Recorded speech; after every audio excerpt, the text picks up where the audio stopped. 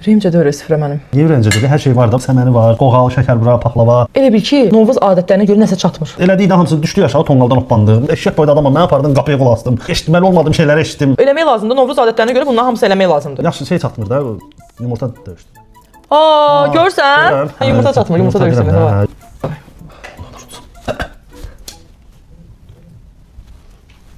Bir tane də.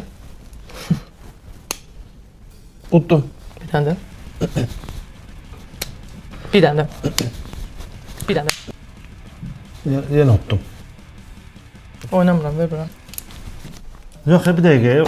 Bu belədir də, bu bəxtəbəxt olan bir şeydir. Uğursuzsan da mən neyniyim? Nə?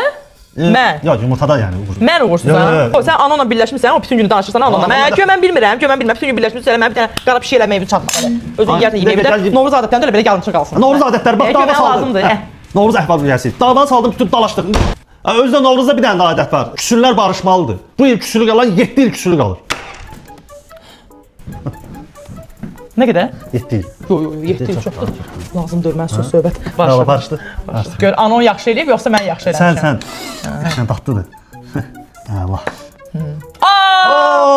Bildin nə çatmır? Deyirəm də, nə? Süfrədə 7 dənə S hərfi ilə başlayan nəsə olmalıdır. Bax, səməni var, staliçni var, 5 dənəsi. Sarı alma. Dur sən tap 5 dənəsini. Dur. Tamam, dur. Dur bir dənə story çəkim, əla. Bütün hər şey tam olsun. Yoxsa mənim ürəyim sıxılar beləncik.